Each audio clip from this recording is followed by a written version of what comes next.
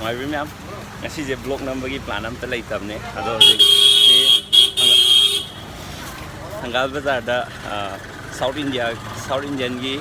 atapot sabam haubam ne me location jai gyan ta dre sigi Jealous 21 gi hek opposite ne ado yam hawe adu homan na ngam da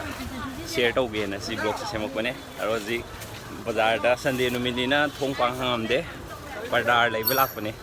aduga haikha kharaga yum yor ga hapa gi si kai da hap to no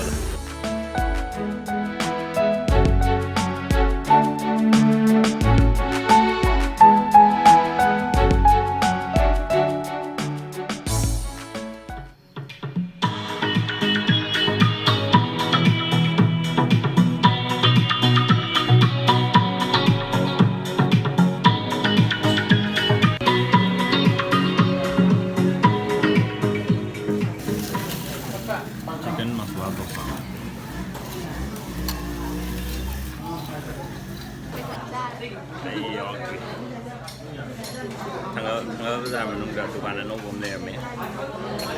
hau ra hau ra hau ra nang sai em cái kia ông viên gì cái này mà em làm rồi chicken dosa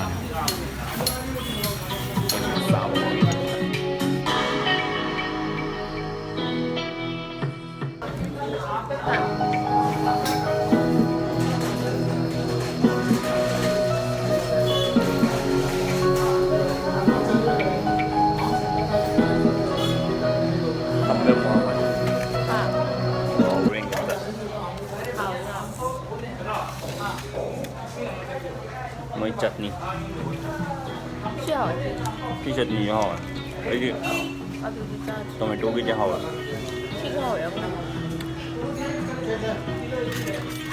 sama kem pilih itu sudah ada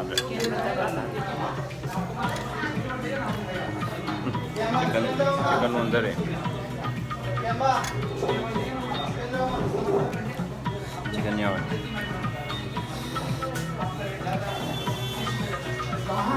ini yang kang berjani Sunday numita bazar je dukan am tahangam de ado hang khara de di lai ga da po chai sing budi thir ga lai re maman henjel da ba dum gyan ta dre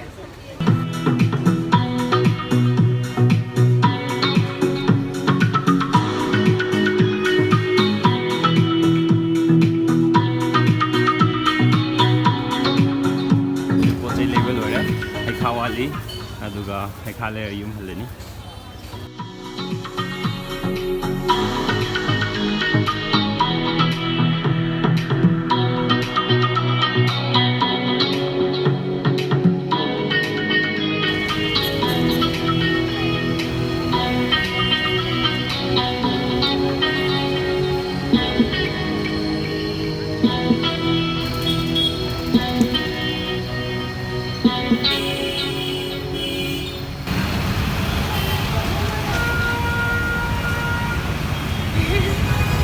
खा ले रहे câu ta rất đẹp á đi phu hay để ba con kha thật bị đẻ lâu đẹp bị đẻ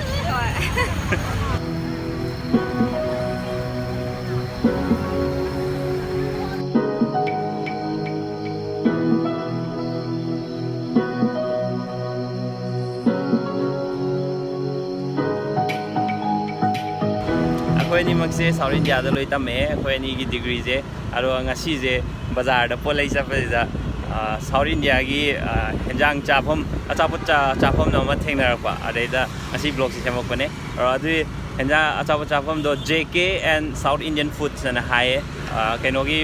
opposite nanis lei bu da Thangal Bazaar gi adu hek opposite ne aro yam hawe adu si video na mo pane ore adu ga si lei rei je maningi sigi pink masu je si je cover to no ne adu si cover to video okay aba si jina nga sai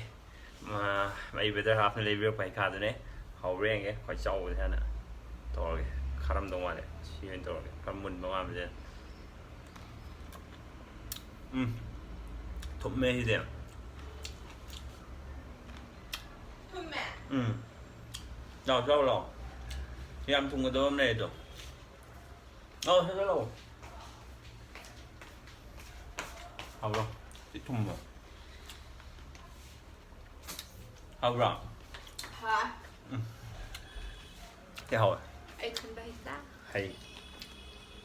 nước chai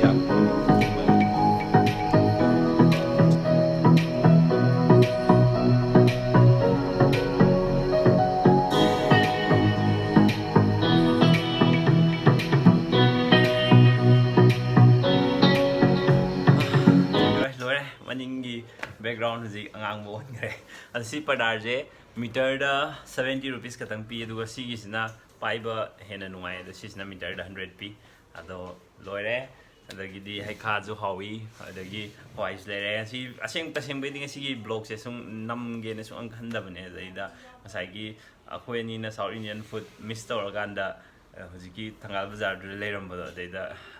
haramandana di video chabai mati am khatang namuk pane mem South India da like tam birak pan South Indian food pambi wesing na hujiki mafam du da chat pe ani duga how moi do yam hawe okay makan South India gi loi phange moi do keno ai akhoi ji chai dosa char pane masala dosa de ke loi le hore ba ada chicken dosa nam ne me South India da am ta charak tri ji ki du de du how diam hawe ado ma'am sala sweden sa video do ngasi blog si mata si lo shin jerge ma'am video no ai very like to view subscribe to view masung share to view bye bye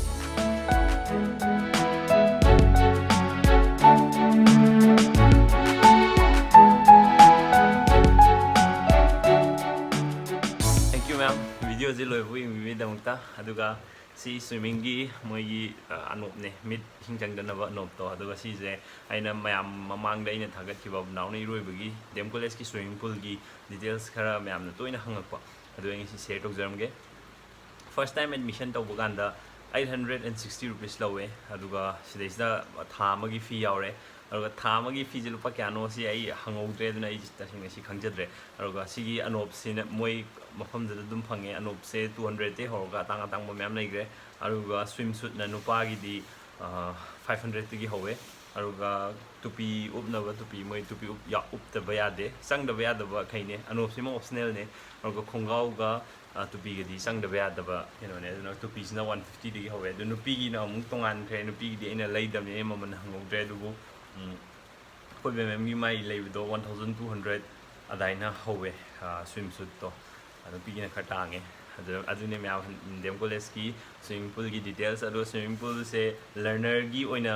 oi swimming pool se aduna haitriba swimming haitriba myam gi di khwai gi yam phaba swimming pool hair ga di dem college je oi ni ising yamna ka hena lu boy de adu ka hena mot pu oi de dum marak ne khara su ising clearly oi ba ko aduga khoi solid particle khara yawe adu kai po no di khang dal gi gumbo oi bra adu khangdre aduga iroi budi am nungai mafam je haitriba mi gi di tambagi di khwai gi best oi ni na e khanjai aduga standard college ki su ai matang jabam da video na mage se ni ji comparison ai tawga hapake na khale ma'am hapo hair ga di ma'am comment tam tang haibiro mo ma'am na interest utpira ko do ai video na made am na nungai jai si je upsalenge sak pra tongan maneu matham lok tong thengna je ma'am bye bye